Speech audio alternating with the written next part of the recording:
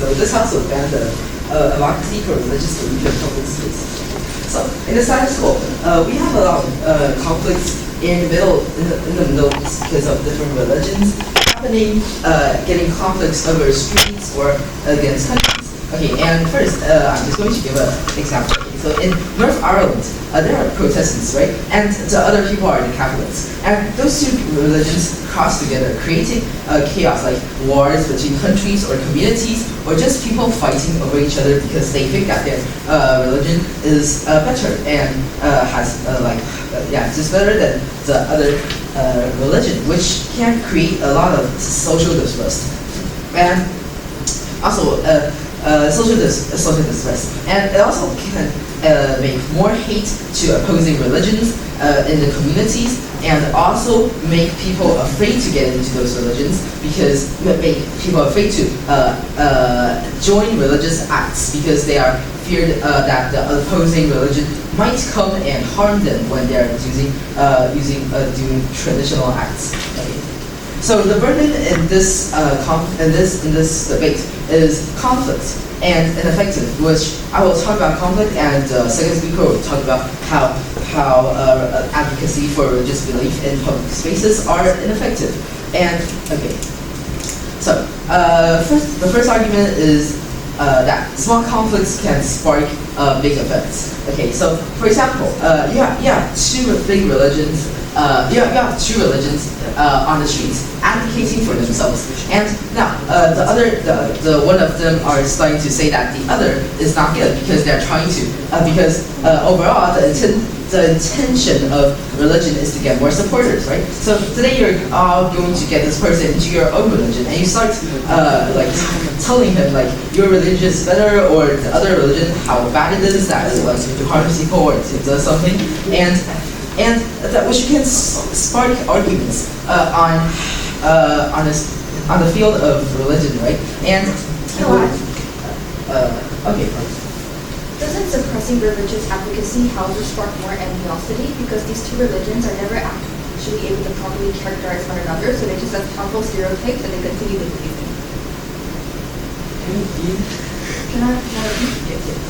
Isn't suppressing religious advocacy just going to spark more animosity, because these two religious groups are going to create harmful stereotypes of each other, and because they don't interact, they're never able to form proper characterizations. Okay, so in our side, our alternative is social media, right? And which is better because on social media, you at the most extreme can only like argue over each other in the chat box, right? But in public spaces, in real life, if you guys actually have argued about the two religions, you guys can actually start fights, right? Which can cause social distress and like people like getting hurt, right?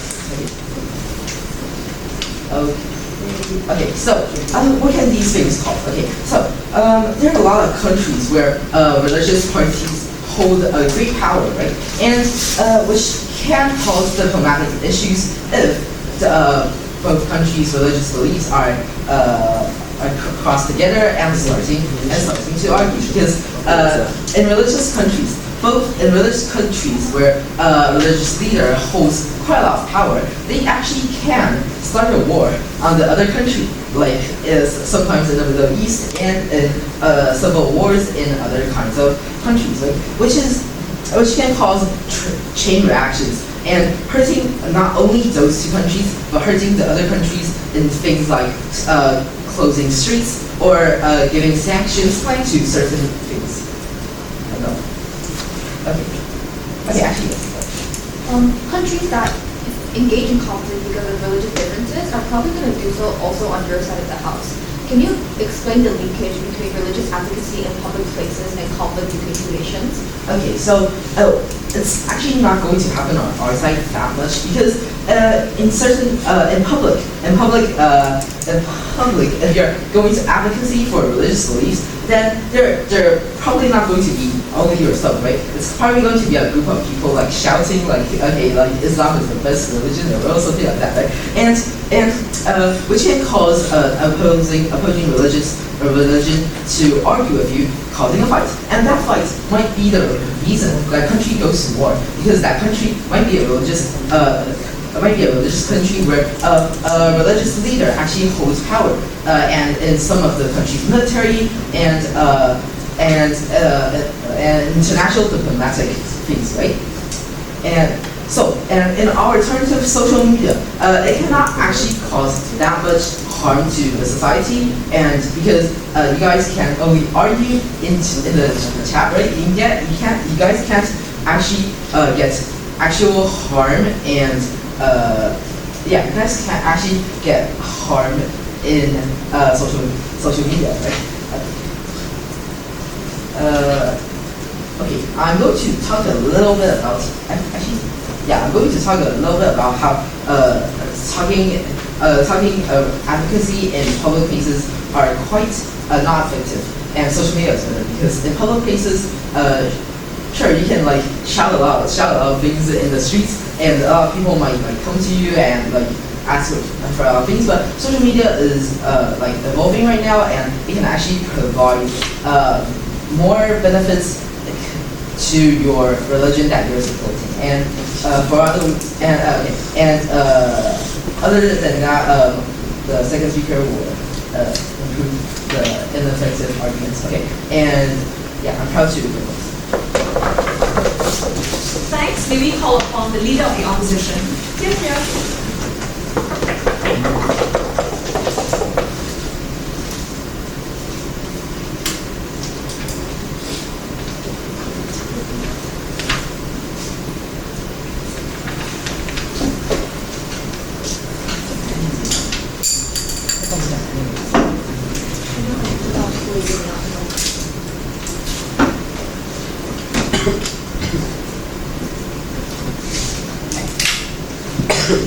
My speech will start in 3, 2, 1. Beliefs are what make up our identity as human beings. It is precisely because of this the government has no right to ban or control what an individual advocates for if no harm is actually being brought towards us. Keep in mind, Judge, that we as the opposition are not obligated to defend individuals who cause active harm in society through harassment or harmful actions, and we actually defend the right of individuals to engage in meaningful religious discourse and conversations, and offer advocacies of differently interpreted religious regards of controversial opinions. Because Judge, keep in mind that there is already other laws and regulations in set that people won't punch each other in the streets, and that's what government is blindly suggesting in our world. Public places are the largest driving forces to actually have opinionate and integrate meaningful exchanges of ideas and conversations. And it is only on the opposition where you actually have the ability to interact with religious individuals that you start to actually understand the complexities of their different religions of faith, and a crucial need for free advocacy in our world. Okay, so now let me start off by clarifying our clarifying what we believe in. Okay, so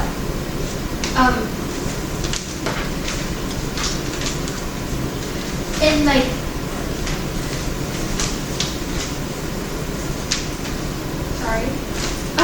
in government's world, they think that people are just screaming on the streets, and Christians and Islamic people are just gonna start a fight because they disagree in each other's beliefs. But we believe that it's very funny that in their world this is what's gonna happen, because obviously we know that there are set laws, and we're not saying that we are encouraging people to fight each other, because that's just very unreasonable. We're saying that we actually encourage people to talk about it and actually exchange ideas in public spaces, not encouraging them to fight. So their whole first point about discourse should be disregarded. And they also later on brought up a ridiculous model about social media, but we believe that social media is actually the brewing ground for echo chambers, because social media relies on algorithms. People who actually choose to search up religious ideologies would go down a rabbit hole where they only see extreme cases causing further like polarization in their beliefs. And this is what I'm going to be talking about next in my points. We believe that with like social media, their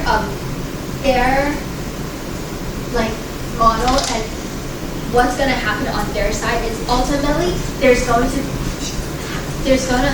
be people grouping together and having this like echo chamber that they're like ultimately gonna follow. Okay, so now I'm gonna start on my arguments. First, on the freedom of speech. We believe that banning people from expressing ideas freely ultimately violates a fundamental human right of speech. Essentially, like restricting ideas from actually being spread around and being talked about and being expressed.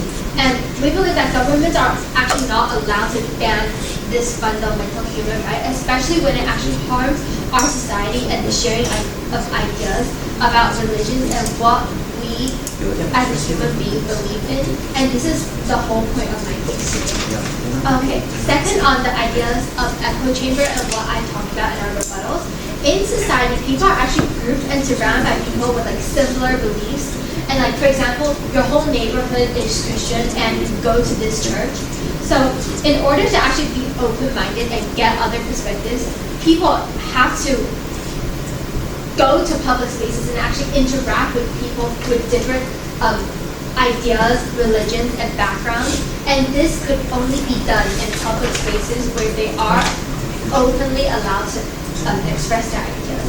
By restricting this like factor and banning it, they only interact in private spaces like churches where all the ideas are actually like the same, and we believe this cause a multitude of reasons. First, this creates echo chambers. People are actually getting new perspectives and they're being fed the same information from the same people who have the same perspectives. And people like with different ideas, they'll just always believe that people with different ideas are wrong because they haven't. Yes. Can you explain why our case is that extreme? Because your first speaker literally said that people would come up and start fighting and they would have physical contact and start fighting on the streets. And then you proposed a model about going on social media, but we've already said, if you like Pepsi over Coke, do you think that the algorithm will keep giving you Coke advertisements? Obviously not, because you'll always be scrolling away. You'll just be stuck in this echo chamber, and that's exactly our whole point.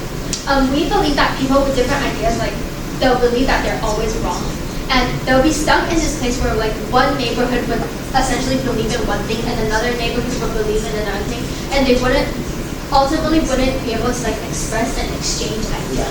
And this actually stops human interaction in, like, a more extreme level, because if people are just being very narrow-minded and actually banned from expressing ideas and not communicating about their religions, don't you think that this would ultimately close up our perspectives?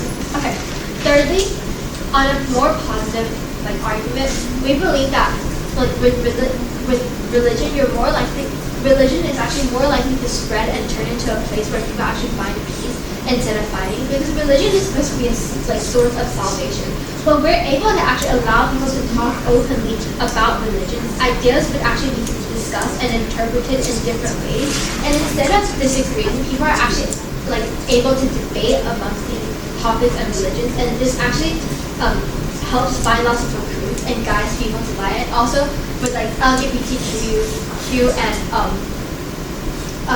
Christians, now Christians are starting to believe more in these gay rights and stuff like that, because there has been discourse and communication about it. And in our world, because they aren't banned, people are actually encouraged to talk about it. For all these reasons, I'm so proud to oppose. Thank you.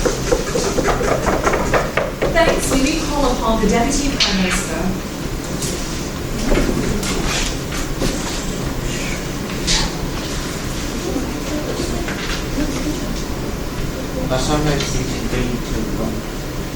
So first I'm going to prove that how even if they actually weren't in an echo chamber like social media, they will still not change their religion or actually change their beliefs, even if they actually see someone with like, actually a rational belief that they actually heard.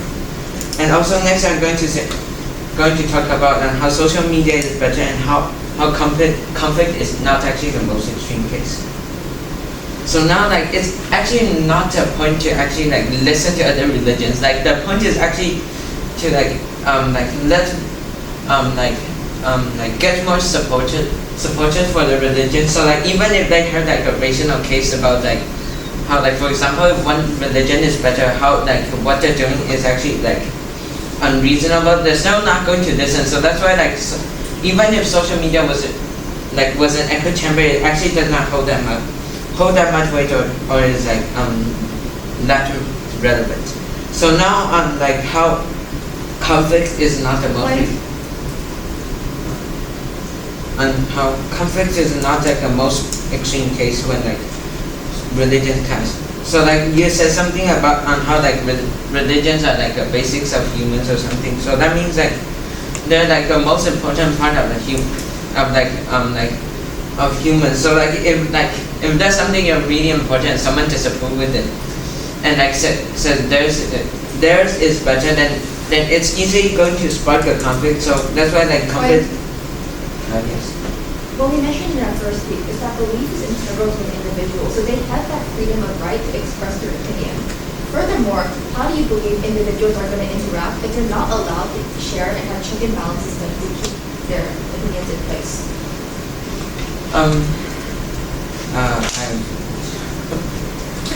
Okay, so I'm just going to continue. So next on how like why social media is actually better, and social media is actually better than the public places for for advocating religions, and how like public spaces are actually like dangerous, and like how social media is like a safer place. So if they're advocating if they're like public places, there's actually not enough people for them to actually like successfully like amass more supporters, and then like there's going to be like a pressure from government if they actually like want to advocate a religion that is not like the government does not like it. And also like those religious states, they have less political freedom, so like it only works if like the government actually allows it. So even if like without banning, like the government will still step in and like stop like advocacy for religious beliefs in these like public spaces. So like, and it's going to cause more conflict. So and now on like why social media is safer, because like it's like there's not going to be a lot of physical like conflict, and there's like more exposure for other people, and like the algorithm not only like gives you what you like, it also like gives you something else to see, like if you're actually going to like them. So like there's actually more exposure for people to like see their different religions and actually like no, so see different religions. That's what I'm proud to. Thanks. Can we call upon the deputy leader of the opposition? Yeah.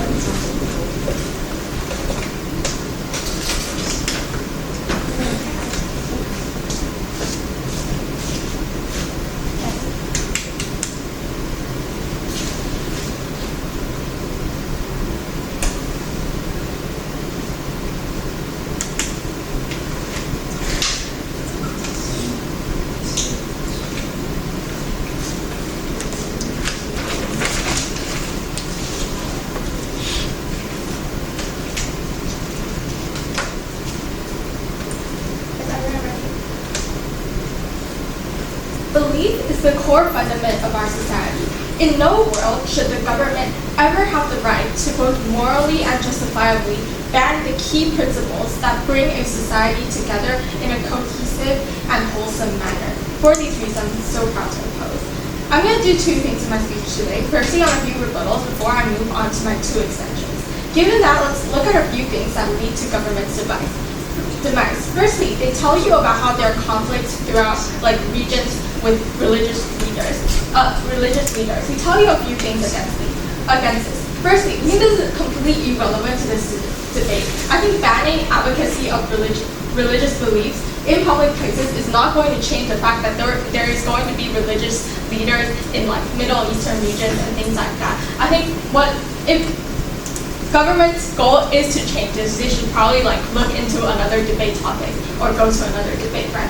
But I think secondly then, even if we bite the bullet that this is going to happen either way, we think this is going to be happening more on government side of the house due to the fact that suppressing these types of religious discourse is going to make it so much worse because different parties never get the occasion to interact with each other. I think government's problem is that they don't know that religious conflict is not limited to religion A hating religion B, but instead it is much more nuanced. It is about political oppression, history from generations before, or like religious teachings that make you automatically hate another religion. So it is only when you have discourse in public spaces do you ever get individuals from different religions talking to each other and not seeing others as monsters or strangers, but instead as wholesome human beings just like themselves. I think this doesn't even happen throughout a phone screen because you're not able to actually feel that human connection when you're on social media, when you're on a device, and it's only in public places do you ever reach that type of human connection that we get on opposition side. But I think secondly then, they propose social media as an alternative. The first thing that I have to say against this is that their premise is built upon the very weird fact that physical fights will happen. I think this is not necessarily the case. I think when physical fights happen, there are things like police officers, like laws and regulations that occur. So I think this is a very minimal case that they're talking about. But even if we bite the bullet that social media exists, why is it even worse? I think firstly, there are a lot of algorithms on social media that mean that you only get exposed to a certain spectrum in terms of religious belief. Therefore, if you prefer a certain type of content that's like anti-Christianity or something, you're always going to be scrolling through reels contents about this on the amount of hours you spend on TikTok, Instagram, things like that.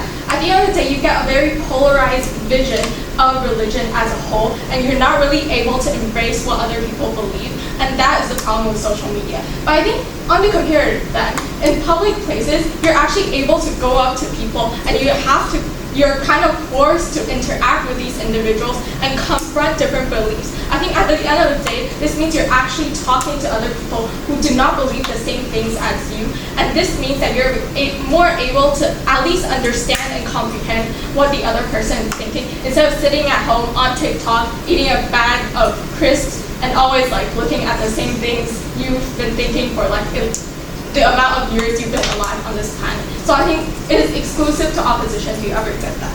Given that, let me move on to my two extensions.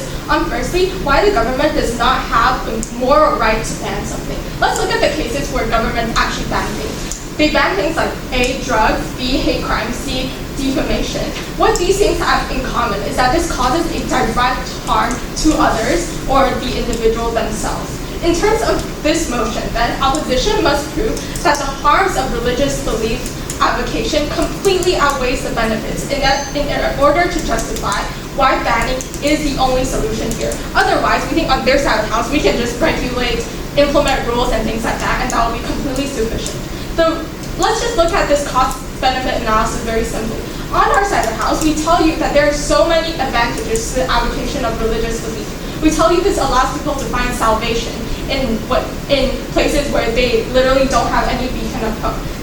We tell you this allows them to express their freedom of speech and their ideologies. We tell you this allows them to break free of their echo chambers and actually exchange ideas. While on their side of the house, they bring up a few meager points about conflict, about social media. We think this is not sufficient to prove why banning is the only way to go. We tell you that regulations, rules still exist on our side of the house. We don't see why banning is absolutely, fundamentally necessary. Given that, I'm going to move on to my positive material on how we actually bring more meaningful discourse. When we tell you in the status quo, what happens in public spaces is that you actually get discussions with people with different ideologies talking about their different interpretations regarding a religion. This looks like believers talking about what they think to atheists, and like atheists understanding different types of ideologies from people with other religions. So I think at the end of the day, there's a very wide range of discourse, so you're not very limited to a certain amount of people. On the counterfactual then, we believe there are two ways you can get information on their side of the house. Firstly, through the internet. The way the internet is not able to achieve what we achieve is two different mechanisms. Firstly, the internet actually requires you to dig for it. That means you need to actively search online to find information about a different type of religion or a different type of ideology. as a very conservative Christian, you're probably not going to reach out and look for what like Islamic people think and what their ideologies are. So we think it is very unfeasible on their side of the house to actually assume they have very good discourse and not like a very disconnected type of incohesive world. But I think secondly, we already told you about how algorithms actually push for things that you want to see and things that you have expressed in the past. This looks like when you posted stuff on Reddit about anti-LGBTQ things and Christianity, then you're probably, the same thing is probably going to pop up on your feed. This causes two different impacts. Firstly, we think there's just more increased religious animosity on their side of the house, and tensions between religions just becomes more and more prevalent. But I think secondly, they can never modernize religion in order to like interpret them in a way that is cohesive to the way that our world sees them today. For example, like LGBTQ in the status quo, it is because there has been public discourse about this that Christianity and the Bible has evolved to catch up with our era, with our time. Religion happens on either side of the house. It is up to opposition to tell you that only on our side of the house can we use it as a tool to achieve the most cohesive, wholesome society in the best efficient manner. For these reasons, how to oppose. Thanks. Proposition with.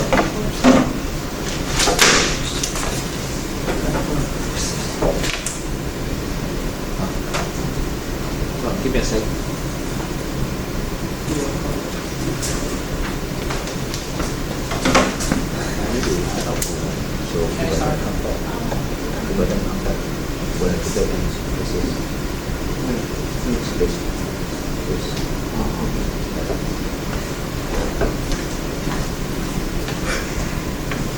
Sorry, Jack, can you stop?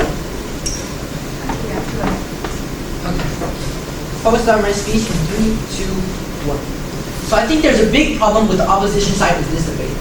They have actually a big misconception of what actually our case is. The first thing is that they have a misconception about emotion because that they try to characterize as we are completely suppressing advocacy entirely. Because they can say like we are suppressing them, we are diminishing their freedom and diminishing their rights to advocate for these. We're not doing that. We're just diminishing their right to advocate in the public space and not entirely. So their entire case about like how we are suppressing their freedom, we're suppressing like all their rights. That does not work, right? Secondly, they have not actually explained why people will have positive connotation when they see these. Why they have positive connotation when they see these advocacy for these demonstrations for religious beliefs, because of the fact that they don't really explain why. They don't really explain why people like when they see these a lot of people protesting why they will have a positive connotation. In fact, they're really likely that they actually have a negative connotation and say like why are these people on the street and try to like disrupt everyone, right? They don't really prove why it's going to have a positive connotation. And secondly, we are not extremists. We have a lot of given a lot of proof why conflict is going to happen no matter what, and we're going to be really likely. But since there are actually so many aspects, our second speaker even talked about how the government actually can even if we don't ban it, the government can still take control. They can still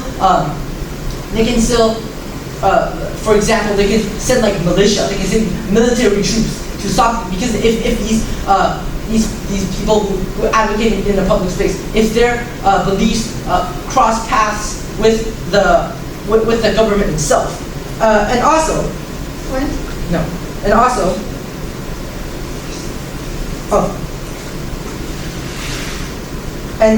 so that proves like why we're not being too extreme here. We're just saying that there are just so many aspects and there's so many dependencies that are just going to cause conflict, which again really highly likely.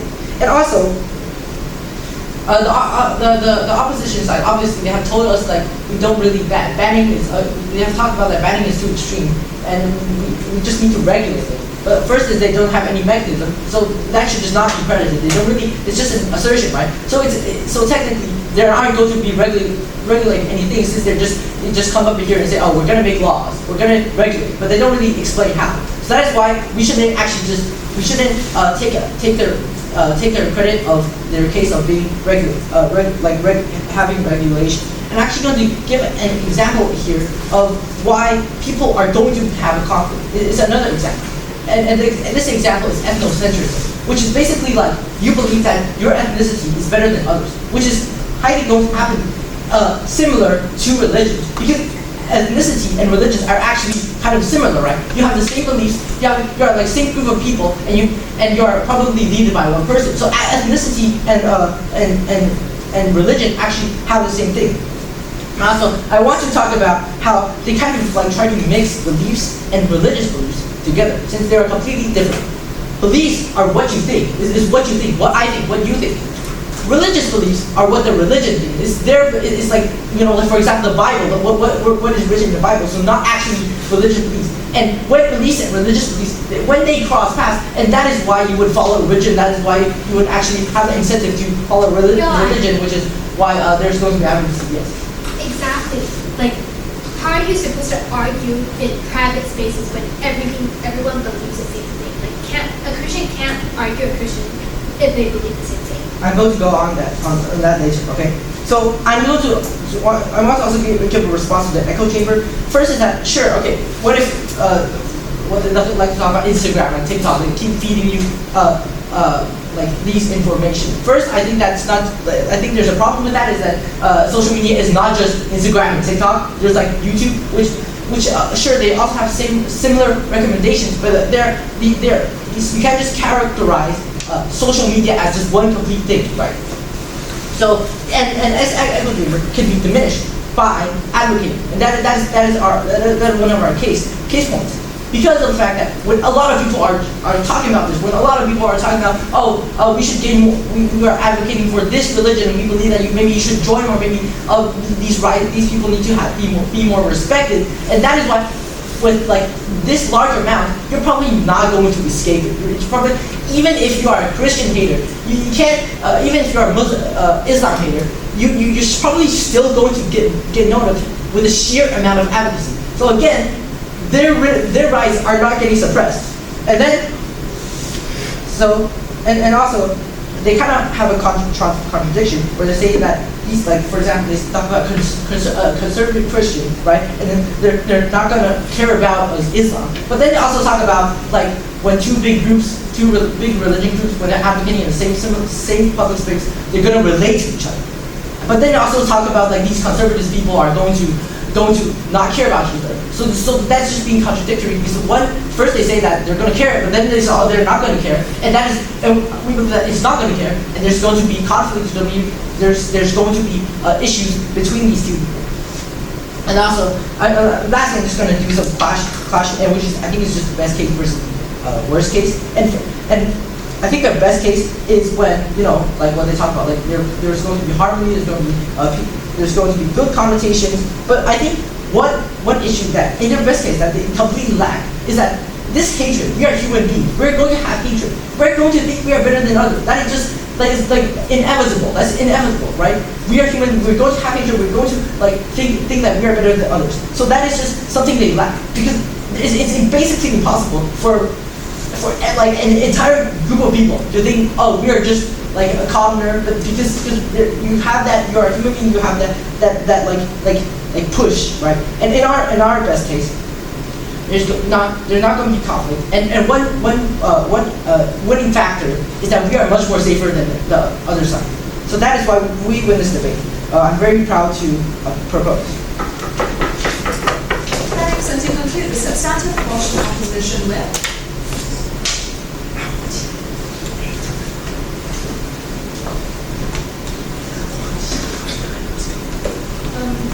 Everyone ready? Okay. Speech begins in 3, 2, 1. When government bench comes up here and tells us that human hatred is inevitable and conflict is always going to exist, it's when you know opposition has won the debate today. Extremely proud to oppose today.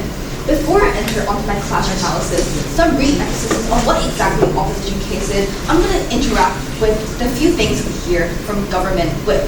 So there are 3 main structures towards his speech. First of all, his accusation on how opposition does not know the motion that we are arguing. Number two, how there is a lack of conflict on why the status quo is able to sufficiently handle conflict that arises during public place discourse. And thirdly, on how social media is not just TikTok and Instagram and how there are a majority of different platforms that can be used. First of all, on what exactly the motion is and what we are arguing today. We believe that the key place and key emphasis we want to place on public place is one thing. Public places are the most transparent form of expression that can occur within the status quo. It is only within a public place where individuals are able to access it regardless of ethnicity, regardless of religion, regardless of race, etc., where they're able to spread and advocate for their own religious ideologies with the check and balance system of hundreds of people spreading different opinions is where meaningful religious discourse can happen. We see no semblance of that on government side of the house because not only are they suppressing religious animosity, they're building polarization because these religious groups, these religious individuals are never going to be able to see eye to eye because all they do is internalize further harmful stereotypes, further harmful preconditions they have of other people, and are never actually able to interact with them once you ban advocacy for religious belief in public places later. Secondly, on the mechanism on how we're going to be able to handle conflict. We believe this one is pretty self-explanatory and intuitive. Currently in the status quo, if there are escalations within religious discourses, if individuals start throwing hands, start getting into conflicts with one another, there are already safety measures in place that the government can employ. We believe that even on the off chance that there might be physical escalations, it doesn't give government the justification to completely ban public expression when it comes to religious advocacy in these public places. And finally, on social media. We believe that social media as a whole, not just Instagram and TikTok, are harmful. This is because it uses a platform that allows the most extreme cases to brew. Because individuals do not have the fear of being publicly called out within a public place, they post the most extreme cases, furthering polarization because individuals who are brought out by the algorithm, as emphasized by my first two speakers, are never actually going to be able to meaningfully interact with the other side, with the other perspective, furthering entrenching them into this rabbit hole of a one-sided perspective. But yes, before I continue your point. Do you think we are diminishing their freedom and diminishing their rights by banning advocacy for religious beliefs in public spaces? Yes, that is the most truthful thing I have heard that comes from government bench today. By actively banning religious advocacy in public places, you are stripping them of an essential right to advocate for their own personal belief within a place that is able to be accessed towards hundreds and thousands of other individuals. Without this ability to advocate for religious belief in a public place, individuals are going to turn towards social media, towards constrained communities, where they're never actually going to be able to maintain a fulfilling and meaningful discourse as well as a method of expression because they're constantly surrounded by individuals who share the same narrow-mindedness as them, and they keep currently on this internalization of harmful beliefs and antagonization of other individuals. So now, moving on to the main clashes we see in this debate. We believe there are two main clashes. Number one, which side of the house is able to provide the best form of conflict resolution between religious organizations or communities who share animosity for each other, and two, which side is able to provide the best exchange of positive discourse between religious individuals in regards towards advocacy. First of all, on conflict resolution. We believe that government bench's case of certain religions hating each other is not sufficient characterization for us to properly understand why this animosity happens in the first place. Oftentimes, the reason why religious individuals and religious groups disagree with each other is not just because they were born and taught to hate them, but actually because of the incredible nuances between certain religious ideologies, certain discrepancies between the values they are taught and they are preached towards. This means that because they all have that same internalized narrative that the other side is perhaps harmful or not conforming towards their individual belief, they start internalizing a very harmful stereotype on what the other religion actually looks like. We believe the only way this can actually be solved is when we allow advocacy in public places. Because it is only in public places where we force individuals to confront other people spreading religious ideologies and beliefs that they themselves might not necessarily have chosen or searched out for. It is only within these public places that individuals are able to realize, oh, that person over there advocating for their religious belief is also an individual like me. They also have their individual beliefs, they have their individual values, and I, as a person, must respect that and try to find some narrow common ground with them. We believe that this not happen on government bench because by actively suppressing the right for advocacy in public places, you basically cut off all forms of contact between major individuals, especially ones who are extremely radical and extremists. Number 2, on the exchange of positive discourse. Subsequently, if you are unable to have proper conflict resolution, you're unable to have proper positive discourse. We believe that although at face value, religious advocacy in public place is used as a form of advertisement for individuals to attract other people's religion, it is much more when brought into the status quo. Religious advocacy also acts as a platform for atheists, for other individuals, to provide a check and balance system for individuals who are showcasing their religious beliefs. This means that if perhaps a Christian is now in a public place preaching on what their individual beliefs, other Christians, other religious individuals, other atheists are able to provide their own input, saying that, hey, I understand that you think A, B, C, but I also think you have to consider X, Y, Z in comparison. It is only possible for this wide level of interaction, of engagement to happen in public places where individuals are barred by the form of decency as well as ability to properly engage. Now very quickly on the worst and best case scenario on both sides of the house. We believe on government case, the worst case scenario is ever entrenching polarization as well as a lack of discourse and communication between the two sides. They're never going to be see eye to eye. The best case scenario on their side is that there is some level of conflict resolution that is ultimately going to topple in the long-term scenario because individuals still hold these harmful stereotypes. Whereas on opposition side, our best case scenario is a society where individuals are able to spread positive religious belief, able to have positive exchange of discourse, and meaningful conflict resolution that happens truly through understanding one another. We believe we're able to bite the bullet and say, yes, there might be some escalations, but ultimately in the long term, we'll see much better positive results. Having said that, extremely proud to oppose today. Thank you. Thanks. Opposition reply.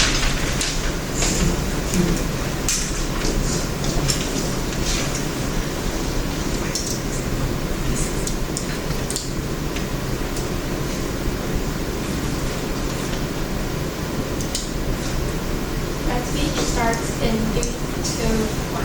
Till the end of the debate, we still haven't heard anything from government side of the house as to why the governments have the moral right and the moral obligation to ban the advocacy of religious beliefs when we've already told you the amount of benefits it can bring towards discourse and towards the integrity of our entire society. Because of this simple fact, we take down this entire debate, how to oppose. I'm going to do 2 things in my speech. Firstly, on a few clashes before I move on to world building. I think there are 3 clashes in this debate. Firstly, on a more minor issue on conflict.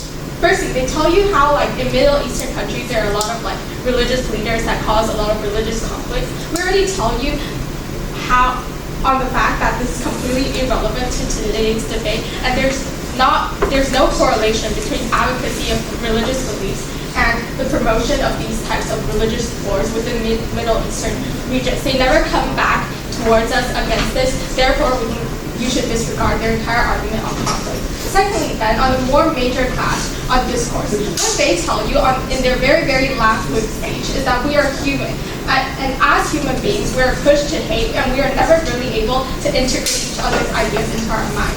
We tell you that it is precisely because of this fact that governments need to continuously push for this type of discourse. We tell you in our word speech already how this type of religious discourse is the only way individuals are actually able to get exposed to a full spectrum of the amount of ideologies that are present in this planet. Furthermore, note that they never give us any positive material on how they actually improve discourse on their side of the house, or at least reach the same amount of discourse we can get on their side of the house. Therefore, I think simply by looking at things they do not do, we already win this clash. But now let's take a look at what we tell you. Then we tell you that individuals on their side of the house are likely going to be stuck in echo chambers because of the detriment of the internet and how in private groups you're never really able to talk with people who have different ideologies towards you. Our positive material then is that in public places you actually are able to be exposed to a wide range of ideas, and instead of hiding behind a phone screen, you actually have to go up to people and confront these people with different ideas, and you're more motivated to do so because you're actually like in a full region full of people who have different beliefs. I think at the end of the day, what you should judge this clash on is 3 metrics. Firstly, on the prerequisite. I think on our side of the house, we actually fulfill the prerequisite that you actually need to have full face-on conversations in order to have like accurate discourse, while on their side of the house, they never achieve that. Secondly, in terms of probability, I think on our side of the house, it's much more likely for a conservative Christian man to walk on the streets and see like Islamic people who disagree with his ideology and then go up to them and talk to them and actually be exposed to their ideology, as opposed to on their side of the house, a conservative Christian man go on TikTok and search for different Islamic ideologies and actually understand the background behind this. I think through this very simple case, it's very obvious that on side of the house, we actually get more discourse. But I think thirdly, in terms of magnitude, regardless of who you are, what ethnicity you are, what religion you are, I think when you go to public spaces, you're always able to access this kind of amount of discourse. I think ultimately, at the end of the day, we are able to access this the most. Lastly then, very quickly, on government's moral rights, they tell you that we don't provide any mechanization on why we are allowed to implement laws and regulations, but we're just telling you that we're defending what's already present in the status quo. I think they never provide any mechanization on how this ban is actually morally legitimate and why the government has the moral high ground in order to do this. And they've never proven us this throughout their entire speech, despite this motion being a this House win motion that very obviously obligates you to do this. In terms of world building, then we think on our side of the house, we actually get cohesive discourse and respect between different religions, while on their side of the house, they end up with very conservative ideologies that are never able to be able to meet eye to eye. And I think it is because of this that we are so proud to oppose. Thanks, and to complete the debate as a whole, proposition reply.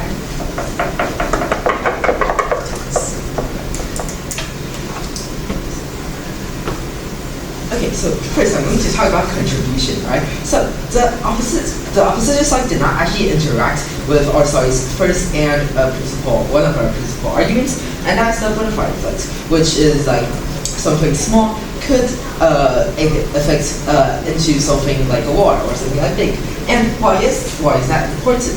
Well, you see, people these days in America or in Europe are racist, right? They go on the streets and see somebody that is not their race, and they start fights. Okay, and this is not a rare thing. This actually happens daily. Maybe not fights, but at least arguments on the streets, right? This is like religion. And same like politicians. If educated politicians can argue in Congress about and start a fight about different ideas, why can't different religions people not go and fight? It is actually liable that they would possibly go arguing and starting a fight, which is going to affect the butterfly, which is going to get into a butterfly effect if a lot of people are actually having a lot of hatred for the opposing religion. Okay, so even if we have a small chance of conflict, but there's still a percentage of liability that a great conflict will happen, and which we cannot take the risk, right? Because having a big conflict technically means war or civil war in a state or a country, right?